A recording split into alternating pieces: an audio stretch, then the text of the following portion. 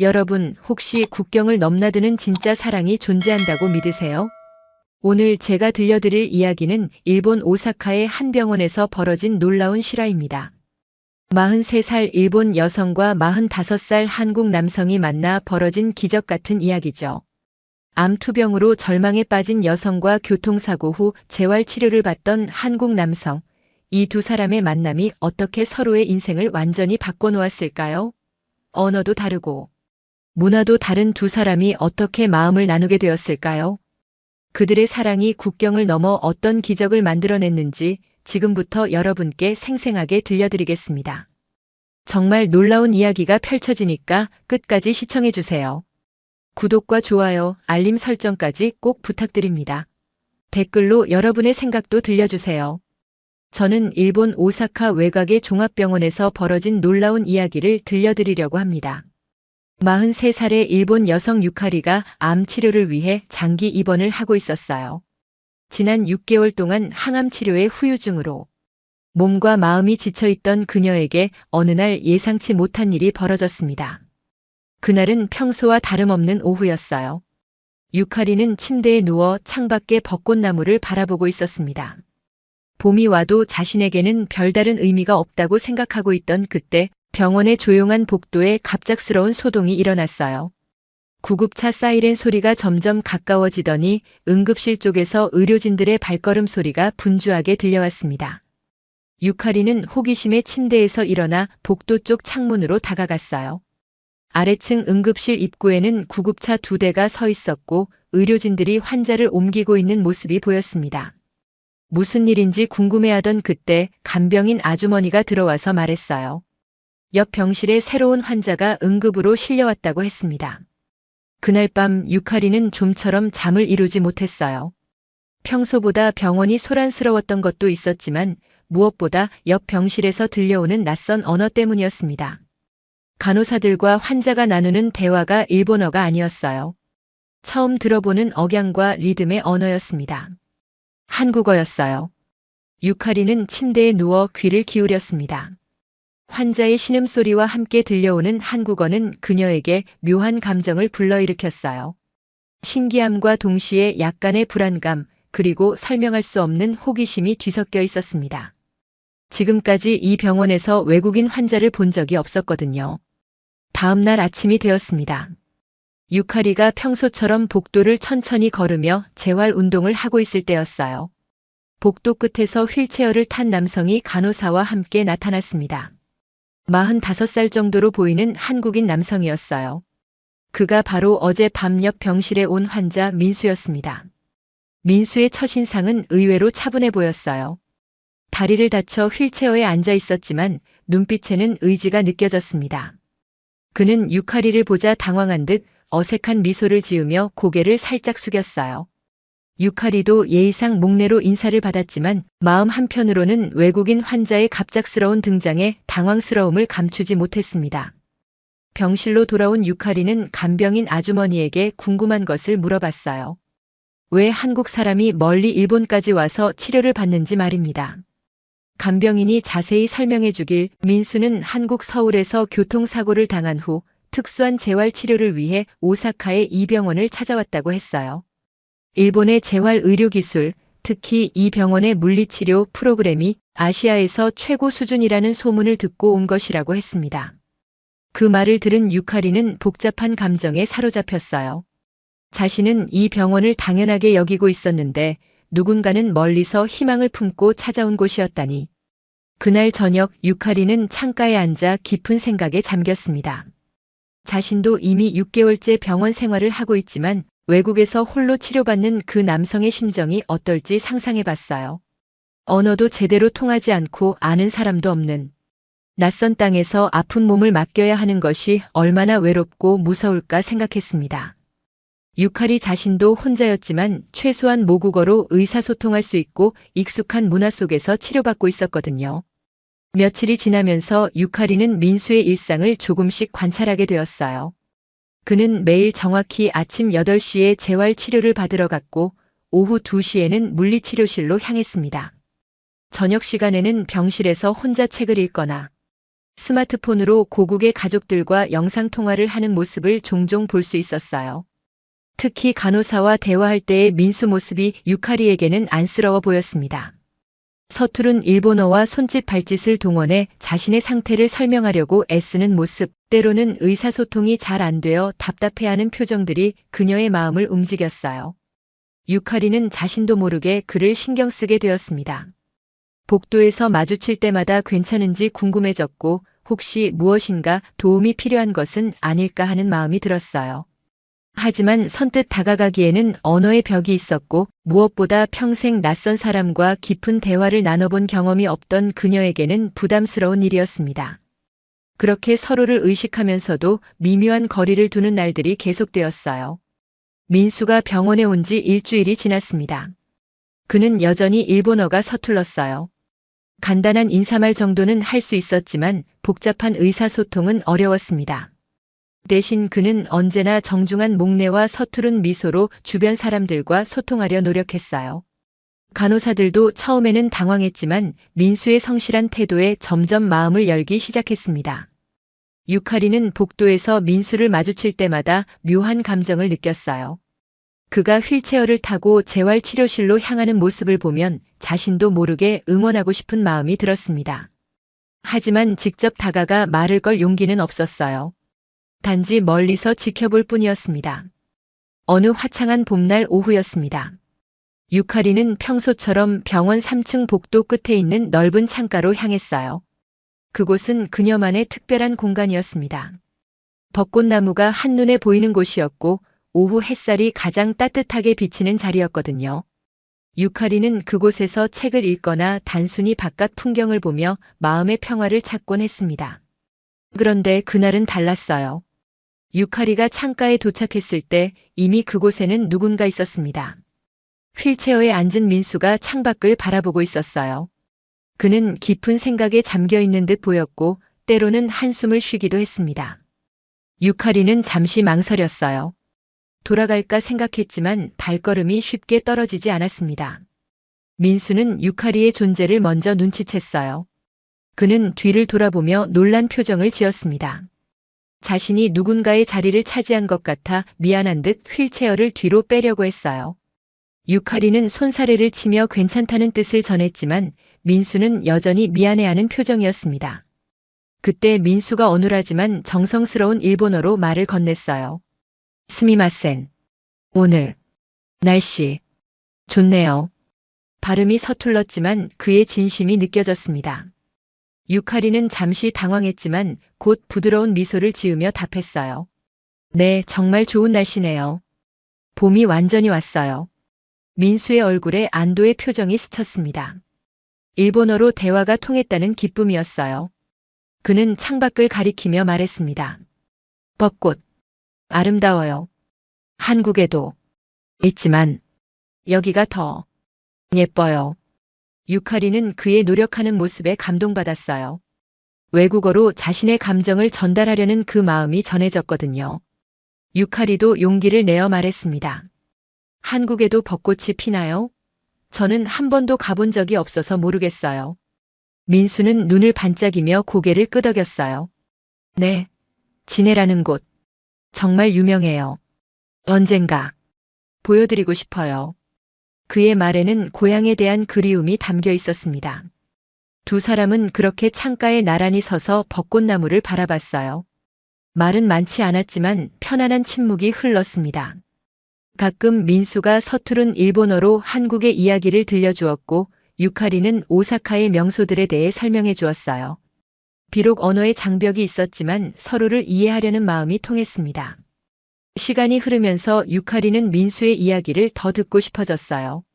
그가 왜 일본까지 와서 치료를 받게 되었는지, 한국에는 어떤 가족이 기다리고 있는지 궁금했습니다.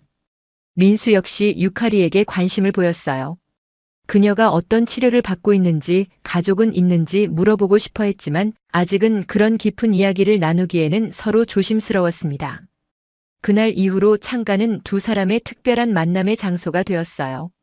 매일 오후 2시쯤 되면 둘 중 누군가는 먼저 그곳에 나와 있었습니다. 처음에는 짧은 인사만 나누던 것이 점차 날씨 이야기, 병원 음식 이야기, 치료 과정에 대한 이야기로 확장되어 갔어요. 민수는 매일 일본어 회화책을 들고 다니며 공부했습니다. 유카리와 더 깊은 대화를 나누고 싶었거든요. 유카리도 민수를 위해 천천히 쉬운 단어로 말하려고 노력했어요. 때로는 몸짓이나 그림을 그려가며 의사소통을 했습니다. 어느 날 민수가 한국어로 감사합니다라고 말했을 때 유카리는 고마워요라고 따라 해봤어요. 민수는 깜짝 놀라며 박수를 쳤습니다. 그 순간 두 사람 사이에 특별한 유대감이 형성되었어요. 언어는 달랐지만 서로를 이해하고 받아들이려는 마음은 같았습니다. 창밖에 벚꽃잎이 바람에 날리는 것을 보며 유카리는 생각했어요. 자신의 병원 생활이 이렇게 따뜻해질 줄 몰랐다고. 민수 역시 낯선 땅에서 만난 따뜻한 인연에 감사했습니다. 두 사람의 우정은 이렇게 창가에서 조용히 싹트기 시작했어요. 민수와 유카리가 창가에서 만나기 시작한 지 열흘이 지났습니다. 두 사람의 대화는 날마다 조금씩 늘어갔고 서로에 대해 조금씩 알아가고 있었어요. 민수는 서울에서 건축 설계 일을 하다가 사고를 당했다는 것을, 유카리는 혼자 살면서 번역 일을 하고 있다는 것을 서로 알게 되었습니다. 그런데 어느 날 예상치 못한 일이 벌어졌어요. 그날은 평소보다 비가 많이 내리는 날이었습니다. 창가에서 만날 수 없었던 두 사람은 각자의 병실에서 시간을 보내고 있었어요. 유카리는 항암 치료 후유증으로 몸이 특히 힘들었고 민수는 재활 치료가 생각보다 진전이 없어서 답답한 마음이었습니다. 오후 4시쯤 되었을 때였어요. 유카리는 병실에서 조용한 클래식 음악을 들으며 휴식을 취하고 있었습니다. 그런데 갑자기 옆 병실에서 큰 소리가 나기 시작했어요. 한국 뉴스 프로그램의 소리였습니다. 평소보다 훨씬 큰 볼륨이었어요. 유카리는 처음에는 참고 있었지만 시간이 지날수록 머리가 아파왔습니다. 민수는 고국의 소식이 그리워서 한국 뉴스를 보고 있었어요. 특히 그날은 자신이 다니던 회사에 대한 뉴스가 나와서 더욱 집중하고 있었습니다. 동료들은 어떻게 지내고 있을까, 자신이 맡았던 프로젝트는 잘 진행되고 있을까 하는 생각에 빠져 있었거든요. 그래서 소리가 너무 크다는 것을 미처 깨닫지 못했습니다. 유카리는 1시간 넘게 참고 있다가 결국 참을 수 없었어요. 항암 치료 때문에 예민해진 상태에서 큰 소리는 정말 견디기 힘들었습니다. 그녀는 용기를 내어 민수의 병실로 향했어요. 문을 살짝 두드리고 들어가서 조심스럽게 말했습니다. 죄송하지만 소리를 좀 줄여주실 수 있을까요? 민수는 깜짝 놀라며 급히 리모컨을 찾았어요. 아, 죄송합니다. 몰랐어요. 그는 즉시 소리를 줄였지만 유카리의 표정을 보고 많이 불편했다는 것을 알 수 있었습니다. 미안한 마음에 계속 사과했지만 유카리는 이미 짜증이 난 상태였어요. 저는 아파서 쉬고 있는데요. 유카리의 목소리에는 평소에 없던 날카로움이 있었습니다. 병원에서는 다른 환자들을 배려해야 하는 거 아닌가요? 민수는 당황했어요. 평소 온화했던 유카리의 모습과는 너무 달랐거든요. 그는 서툰 일본어로 계속 사과했지만 유카리는 이미 돌아서서 나가고 있었습니다. 민수는 혼자 병실에 남아 자책했어요. 자신이 너무 무신경했다고 생각했습니다. 낯선 나라에서 치료받는 자신의 처지만 생각하고 다른 환자들의 상황은 고려하지 못했던 것이 부끄러웠어요. 그는 그날 저녁 내내 유카리에게 어떻게 사과해야 할지 고민했습니다. 유카리도 자신의 병실로 돌아와서 후회하고 있었어요. 너무 감정적으로 반응했다고 생각했습니다. 민수가 일부러 그런 것이 아니라는 걸 알고 있었거든요. 하지만 몸이 아프고 마음이 예민해진 상태에서는 조그만 일에도 쉽게 화가 났어요. 자신도 어쩔 수 없었습니다. 다음 날 아침 두 사람은 복도에서 마주쳤어요. 민수는 망설이다가 용기를 내어 말했습니다. 어제는 정말 죄송했어요. 제가 생각이 부족했어요. 유카리는 잠시 망설이더니 작은 목소리로 답했어요. 저도 너무 심하게 말한 것 같아요. 그런데 그 순간이었어요. 민수가 사과하려고 일어서는데 갑자기 다리에 심한 경련이 왔습니다. 아! 하는 신음과 함께 그는 휠체어에서 떨어질 뻔했어요. 유카리는 깜짝 놀라 급히 달려가 민수를 부축했습니다. 괜찮으세요? 어디가 아파요? 민수는 식은땀을 흘리며 다리를 부여잡았어요.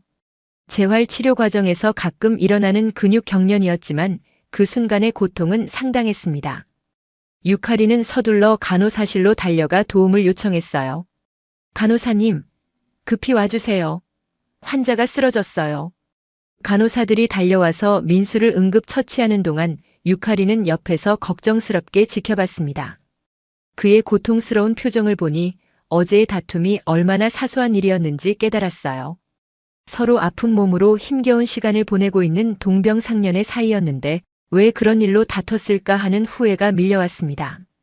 민수의 상태가 안정되고 나서 유카리는 그의 병실 앞에서 한참을 망설였어요. 들어가야 할까 말아야 할까? 결국 그녀는 문을 두드리고 들어갔습니다. 민수는 침대에 누워 천장을 바라보고 있었어요. 어떠세요? 많이 아파요? 유카리의 목소리는 어제와는 완전히 달랐습니다. 따뜻함과 걱정이 담겨 있었어요. 민수는 고개를 돌려 그녀를 바라봤습니다. 괜찮아요. 가끔 이런 일이 있어요. 걱정해 주셔서 고마워요. 그때 유카리는 민수를 보는 자신의 마음이 달라졌다는 것을 느꼈어요. 단순히 같은 병원에 입원한 환자가 아니라 진심으로 걱정되는 사람이었습니다. 어제의 작은 다툼을 통해 두 사람은 오히려 서로를 더 깊이 이해하게 되었어요. 서로의 아픔과 외로움을 조금 더 가까이에서 느끼게 된 것입니다. 민수가 경련으로 쓰러진 사건 이후 사흘이 지났습니다.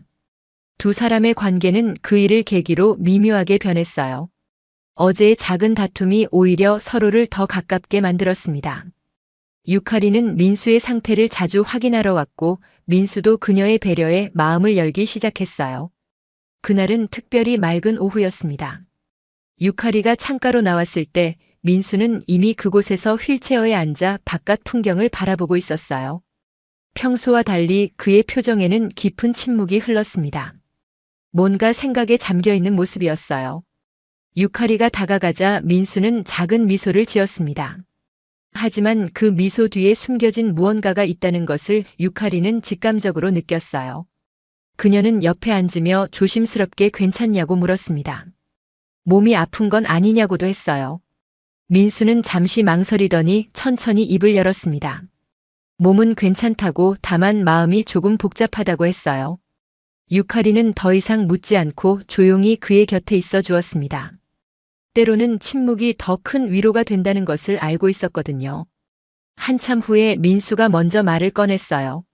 며칠 전 다툼에서 유카리가 했던 말이 계속 마음에 걸린다고 했습니다. 자신이 정말 무신경했던 것 같다며 미안하다고 다시 한번 사과했어요. 유카리는 고개를 저으며 자신도 너무 예민하게 반응했다고 말했습니다. 민수는 잠시 침묵하다가 속내를 털어놨어요. 사실 한국에서도 혼자라고 했습니다. 가족도 없고 연인도 없어서 괜히 예민했던 것 같다고 고백했어요. 이 말을 듣고 유카리는 깜짝 놀랐습니다. 그녀 역시 비슷한 처지였거든요. 유카리는 잠시 침묵하다가 자신의 이야기를 꺼냈어요. 자신도 남편과 이혼한 후 혼자 살고 있다고 말했습니다. 병과 싸우는 것도 혼자라서 정말 두려웠다고 털어놨어요. 항암 치료를 받으면서 가장 힘든 것은 아픔이 아니라 외로움이었다고 했습니다. 민수는 유카리의 고백을 듣고 마음이 아팠어요. 겉으로 보기에는 강해 보였던 그녀에게도 깊은 상처가 있었던 것입니다. 그는 조심스럽게 언제 이혼했는지 물어봤어요. 유카리는 작년 가을이었다고 답했습니다. 남편이 자신의 병을 견디지 못했다고 담담하게 말했어요. 그 말을 듣고 민수는 할 말을 잃었습니다. 가장 힘들 때 곁에 있어야 할 사람이 떠났다니 그 아픔이 얼마나 클지 상상하기 어려웠어요. 유카리는 처음에는 원망도 했지만 이제는 그런 사람과 헤어진 게 오히려 다행이라고 생각한다고 말했습니다. 민수도 자신의 이야기를 들려주었어요. 건축 설계사로 일하면서 일에만 매달려 살았다고 했습니다. 결혼도 안 하고 친구들과도 멀어졌다고 했어요. 교통사고가 나고 나서야 자신이 얼마나 외로운 사람이었는지 깨달았다고 털어놨습니다. 사고 당일의 기억도 들려주었어요. 새벽까지 야근을 하고 집으로 가는 길이었다고 했습니다. 피곤한 상태에서 운전하다가 사고가 났다고 했어요. 병원에서 깨어났을 때 병실에는 아무도 없었다고 말했습니다. 회사 동료 한 명이 잠깐 들렀다 간 것이 전부였어요. 유카리는 그의 이야기를 들으며 코끝이 찡해졌습니다. 자신과 너무 비슷한 처지였거든요. 두 사람 모두 살면서 진정으로 자신을 걱정해주는 사람이 없었던 것입니다. 그래서 서로의 아픔이 더욱 깊이 와닿았어요. 민수는 일본까지 온 이유도 설명했습니다. 한국에서는 재활치료 후에도 예전처럼 걸을 수 있을지 확신할 수 없다고 했다고 해요. 그래서 더 나은 치료를 찾아 여기까지 왔다고 했습니다. 혼자서 모든 것을 결정하고 혼자서 낯선 땅에 왔다고 털어놨어요. 유카리도 자신의 치료 과정에 대해 이야기했습니다. 처음 암 진단을 받았을 때의 충격, 남편의 변한 태도, 이혼 과정에서의 외로움까지 모든 것을 혼자 감당해야 했다고 말했어요. 지금도 매일 항암 치료를 받으면서 미래에 대한 불안감과 싸우고 있다고 했습니다. 두 사람은 창밖을 바라보며 한동안 말이 없었어요. 서로의 상처를 나누고 나니 마음이 한결 가벼워진 것 같았습니다. 비슷한 아픔을 가진 사람을 만난다는 것이 이렇게 위로가 되는 줄 몰랐어요. 민수가 먼저 말했습니다. 유카리를 만나서 정말 다행이라고 했어요. 혼자가 아니라는 느낌이 든다고 말했습니다. 유카리도 고개를 끄덕이며 같은 마음이라고 답했어요. 서로의 존재만으로도 큰 힘이 된다고 했습니다. 그날부터 두 사람의 대화는 더욱 깊어졌습니다. 서로의 과거와 현재, 그리고 불확실한 미래에 대한 이야기를 나누게 되었어요. 상처를 공유하면서 치유의 과정도 함께 시작되었습니다. 병원이라는 차가운 공간에서 따뜻한 인연이 싹트기 시작했어요. 창가에서 바라본 석양이 두 사람의 얼굴을 붉게 물들였습니다. 각자 홀로 감당해야 했던 아픔들이 이제는 둘이서 나누는 것이 되었어요. 외로움이라는 공통분모가 오히려 그들을 더 가깝게 만들어 주었습니다. 서로의 상처를 나눈 후 일주일이 지났습니다. 민수와 유카리의 우정은 날마다 깊어졌어요. 매일 오후 창가에서 만나 이야기를 나누는 것이 두 사람에게는 하루 중 가장 소중한 시간이 되었습니다. 치료의 고통도 외로움도 함께 나누니 한결 견디기 수월해졌어요. 그날은 유독 무더운 여름날이었습니다. 오사카 지역에 폭염경보가 내려진 상태였어요. 병원의 에어컨이 풀 가동되고 있었지만 전력 사용량이 평소보다 훨씬 많았습니다. 오후 늦게까지 계속된 무더위로 인해 전력망에 부하가 걸리기 시작했어요. 저녁 8시쯤이었습니다.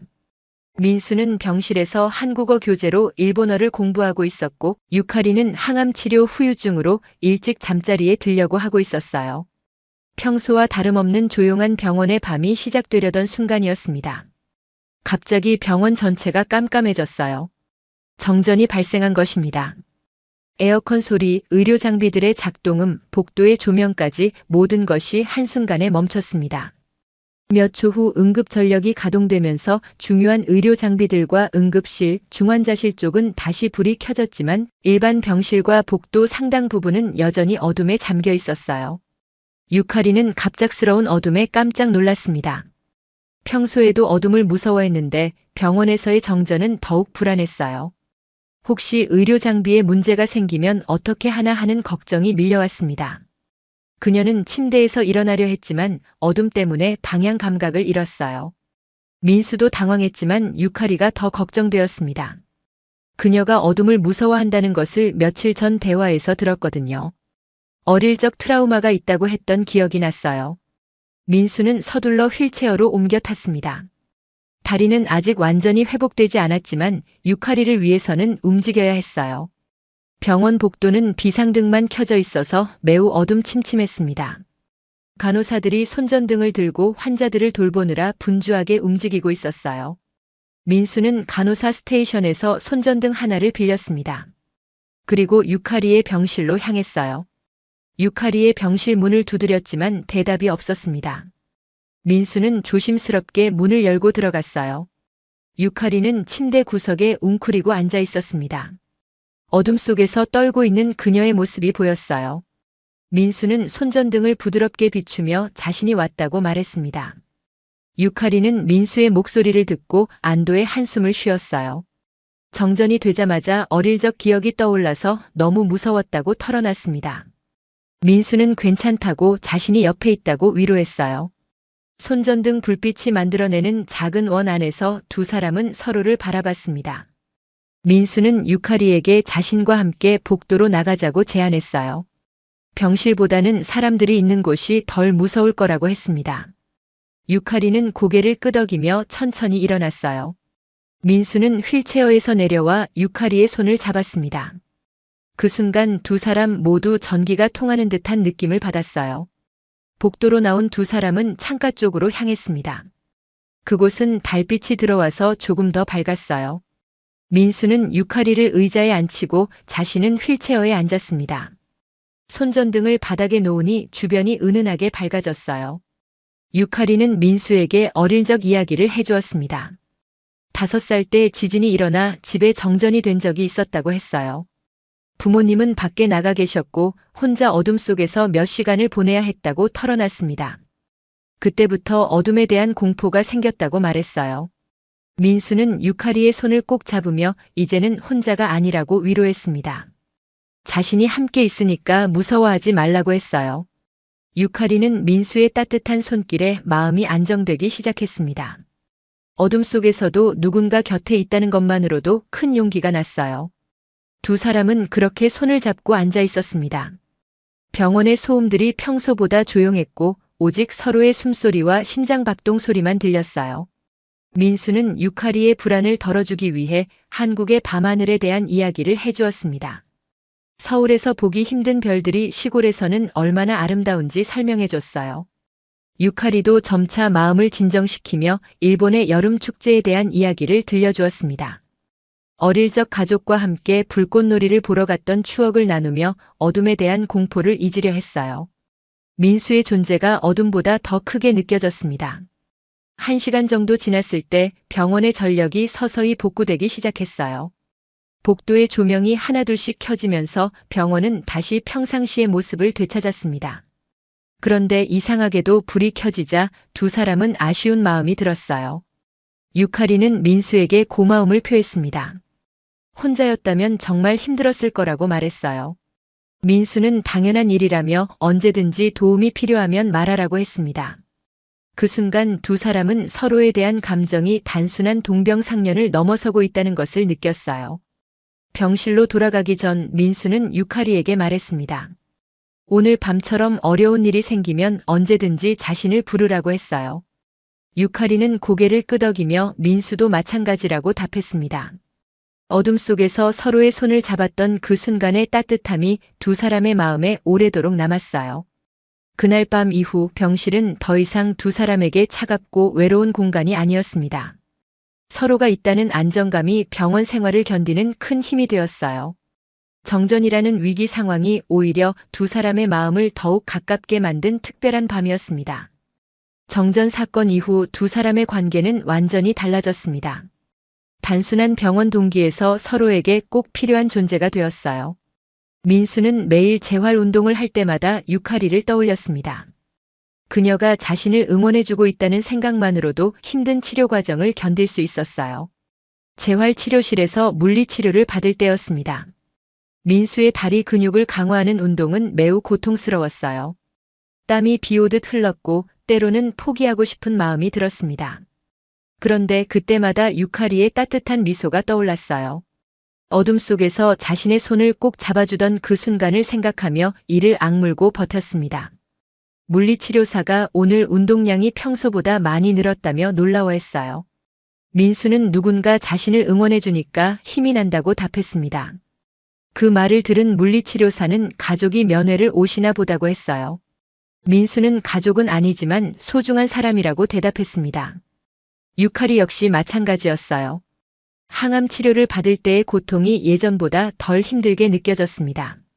치료실로 들어가기 전에 항상 민수와의 약속을 떠올렸어요. 서로 힘내자고 했던 그 말이 큰 용기를 주었습니다. 특히 항암 주사를 맞을 때가 가장 힘들었어요. 온몸이 아프고 메스꺼움이 밀려왔습니다. 하지만 이제는 치료가 끝나면 민수가 기다리고 있다는 생각이 들었어요. 그와 창가에서 나누는 대화가 모든 고통을 잊게 해주었습니다. 어느 날 오후 두 사람은 평소처럼 창가에 앉아 있었어요.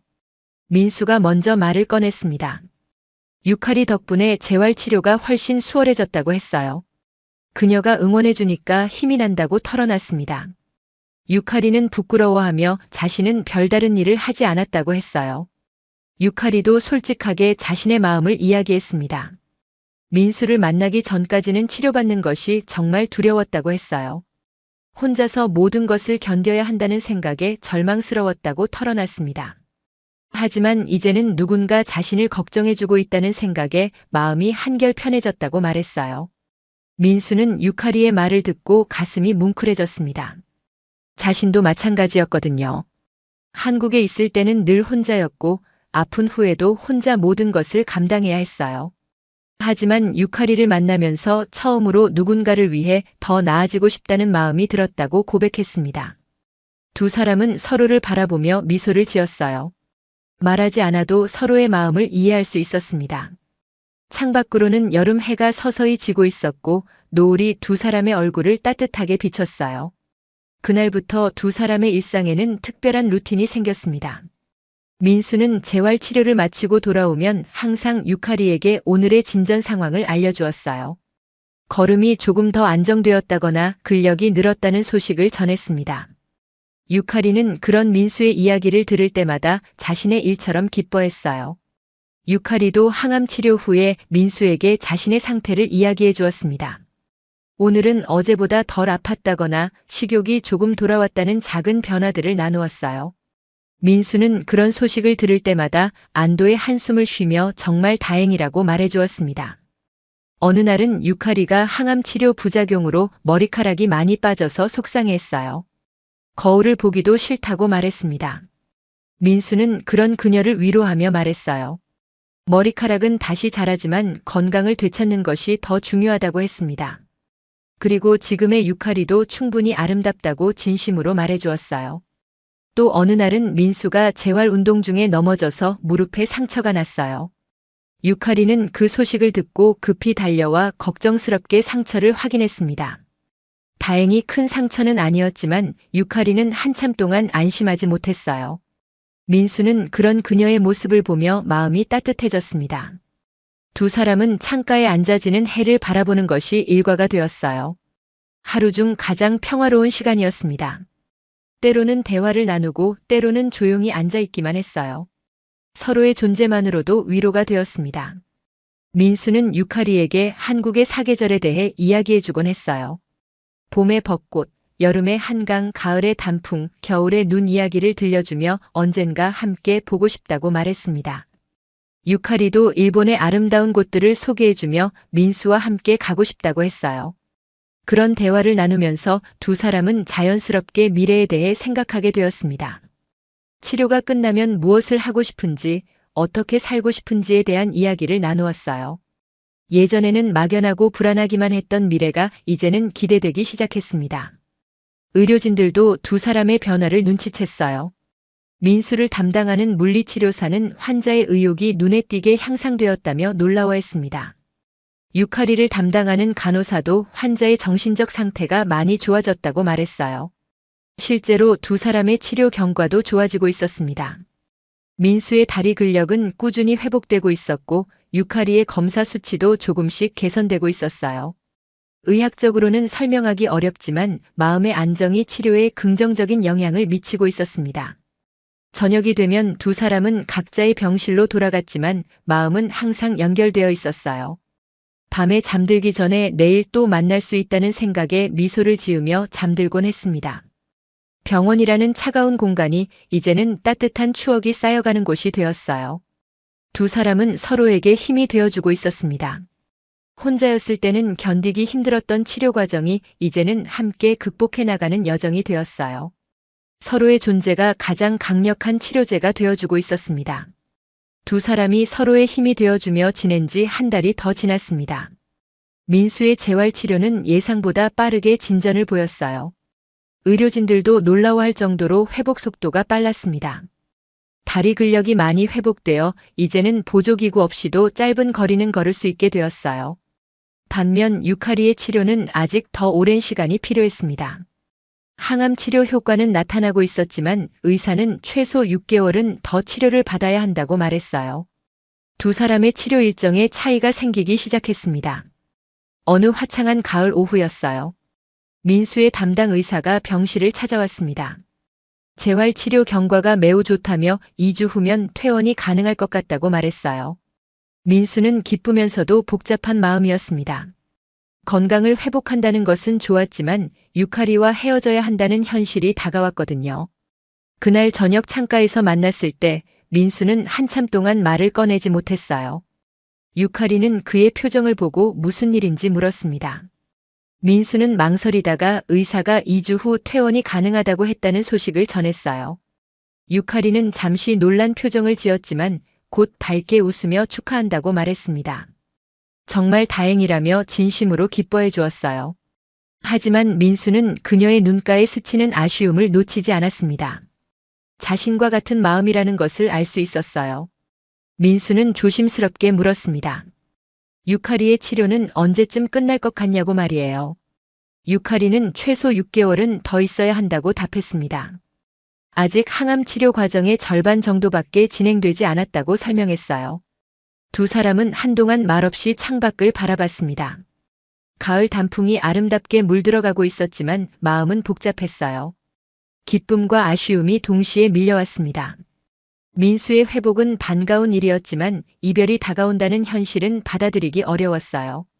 민수가 먼저 마음속 이야기를 꺼냈습니다. 퇴원하는 것은 좋지만 유카리를 두고 가는 것이 걱정된다고 말했어요. 혼자 남겨두면 또 외롭고 힘들 텐데 어떻게 하면 좋을지 모르겠다고 털어놨습니다. 유카리는 그런 민수를 위로했어요. 걱정하지 말라고, 이제는 혼자서도 충분히 견딜 수 있을 것 같다고 말했습니다. 민수 덕분에 많이 강해졌다고 했어요. 하지만 그녀의 목소리에는 억지로 밝은 척하는 기색이 역력했습니다. 그때 민수가 중요한 결정을 내렸어요. 한국으로 돌아가더라도 유카리와 연락을 계속하고 싶다고 말했습니다. 편지든 전화든 상관없으니 서로 안부를 주고받으면 어떨까 하고 제안했어요. 너무 갑작스러운 제안이었지만 진심이 담겨 있었습니다. 유카리는 잠시 당황했어요. 국경을 넘나드는 연락을 계속 한다는 것이 쉬운 일은 아니었거든요. 언어의 차이도 있었고 시차도 고려해야 했습니다. 무엇보다 서로의 일상으로 돌아가면 이 특별한 인연이 계속 이어질 수 있을지 확신할 수 없었어요. 하지만 민수의 진심이 느껴졌습니다. 그는 정말로 유카리와의 관계를 소중하게 생각하고 있었어요. 병원에서 만난 인연을 단순히 추억으로만 남기고 싶지 않았습니다. 유카리도 마음 깊은 곳에서는 같은 바람을 가지고 있었어요. 유카리는 한참을 망설이다가 대답했습니다. 자신도 민수와 연락을 계속하고 싶다고 말했어요. 하지만 서로 다른 나라에 살게 되면 연락하기가 쉽지 않을 것 같다는 걱정도 함께 표현했습니다. 민수는 그런 걱정은 하지 말라고 했어요. 요즘은 인터넷이 발달해서 국제 전화도 쉽게 할 수 있고 이메일로도 소통할 수 있다고 설명했습니다. 무엇보다 서로를 걱정하는 마음이 있으면 거리는 문제가 되지 않는다고 말했어요. 두 사람은 구체적인 연락 방법에 대해 이야기해 봤습니다. 민수는 일본어 공부를 계속해서 유카리와 더 자연스럽게 대화할 수 있도록 하겠다고 약속했어요. 유카리도 한국어를 조금 배워보고 싶다고 말했습니다. 그날 밤 두 사람은 평소보다 늦게까지 창가에 앉아 있었어요. 앞으로 일주일 정도밖에 함께 할 시간이 없다는 생각에 아쉬움이 컸습니다. 하지만 동시에 새로운 시작에 대한 기대감도 있었어요. 민수는 유카리에게 약속했습니다. 한국으로 돌아가더라도 절대 그녀를 잊지 않겠다고 말했어요. 치료가 모두 끝나면 일본을 다시 방문해서 건강해진 모습으로 만나고 싶다고 했습니다. 유카리도 민수에게 약속했어요. 치료를 열심히 받아서 건강을 되찾겠다고 말했습니다.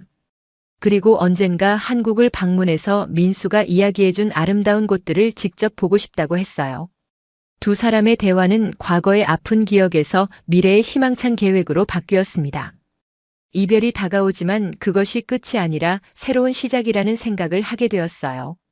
서로에게 힘이 되어준 이 경험이 앞으로의 삶에도 큰 의미가 될 것이라고 믿었습니다. 민수는 마지막으로 유카리에게 당부했습니다. 혼자 남겨지더라도 포기하지 말고 끝까지 치료받으라고 했어요. 자신이 멀리서라도 응원하고 있을 테니까 꼭 건강해지라고 말했습니다. 유카리는 눈물을 글썽이며 고개를 끄덕였어요. 민수도 꼭 건강한 모습으로 한국에서 새로운 시작을 하라고 당부했습니다. 두 사람은 서로를 바라보며 미소를 지었어요. 이별의 아쉬움보다는 서로를 위한 응원의 마음이 더 컸습니다. 그날 밤 두 사람은 각자의 병실로 돌아가면서 새로운 다짐을 했어요. 함께했던 시간들을 소중한 추억으로 간직하고 앞으로도 서로의 인생에서 특별한 의미를 가진 사람으로 남기로 했습니다. 드디어 민수의 퇴원날이 왔습니다. 지난 이틀 동안 두 사람은 함께 보낸 시간들을 차근차근 되돌아보며 마지막 순간들을 소중히 보냈어요.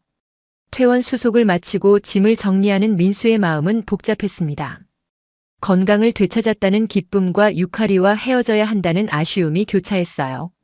오전 10시 민수는 퇴원 절차를 모두 마쳤습니다. 의료진들이 축하 인사를 건네며 건강을 기원해 주었어요. 한국으로 돌아가서도 재활 운동을 꾸준히 하라는 당부를 받았습니다. 민수는 고맙다며 인사했지만 마음은 온통 유카리에게 가 있었어요. 유카리는 그날 아침 일찍부터 항암 치료를 받고 있었습니다. 평소보다 치료 시간이 길어져서 민수가 떠나기 전에 만날 수 있을지 걱정이었어요. 치료실에서도 계속 시계를 보며 민수를 생각했습니다. 오전 11시쯤 유카리의 치료가 끝났습니다. 간호사가 민수가 기다리고 있다고 전해주었어요. 유카리는 서둘러 병실로 향했지만 몸이 아직 치료 후유증으로 힘들었습니다. 그래도 민수를 보내드려야 한다는 마음으로 힘을 냈어요. 민수는 자신의 짐을 모두 정리한 후 유카리의 병실 앞에서 기다리고 있었습니다. 그녀가 치료를 받고 있다는 말을 들었지만 인사도 없이 떠날 수는 없었거든요. 복도에서 왔다 갔다 하며 초조하게 기다렸어요. 드디어 유카리가 나타났습니다. 치료 후유증으로 얼굴이 창백했지만 민수를 보자 억지로라도 밝은 표정을 지으려고 노력했어요. 민수는 그런 그녀의 모습을 보고 가슴이 아팠습니다. 자신은 건강해져서 떠나는데 유카리는 아직도 고통스러운 치료를 받아야 한다는 현실이 미안했어요. 두 사람은 말없이 창가로 향했습니다. 지난 몇 달 동안 수많은 대화를 나누었던 그 특별한 장소였어요. 가을 햇살이 따스하게 비치고 있었고 단풍잎들이 바람에 흔들리고 있었습니다. 민수가 먼저 말을 꺼냈어요. 정말 고마웠다고 유카리가 없었다면 이렇게 건강해질 수 없었을 거라고 말했습니다. 그녀 덕분에 치료 과정을 견딜 수 있었고 더 나아가 삶의 의미를 다시 찾을 수 있었다고 털어놨어요. 유카리도 진심을 담아 대답했습니다. 자신이야말로 민수 덕분에 살 용기를 얻었다고 말했어요.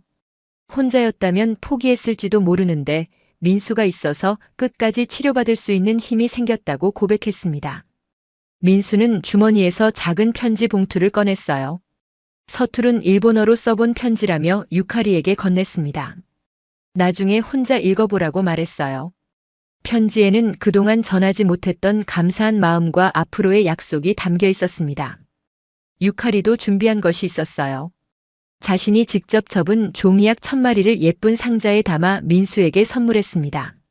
일본에서는 종이약 1000마리를 접으면 소원이 이루어진다고 믿는다며 민수의 건강과 행복을 빌었다고 말했어요.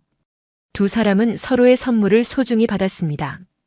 작은 선물이었지만 그 안에 담긴 마음은 무엇보다 컸어요.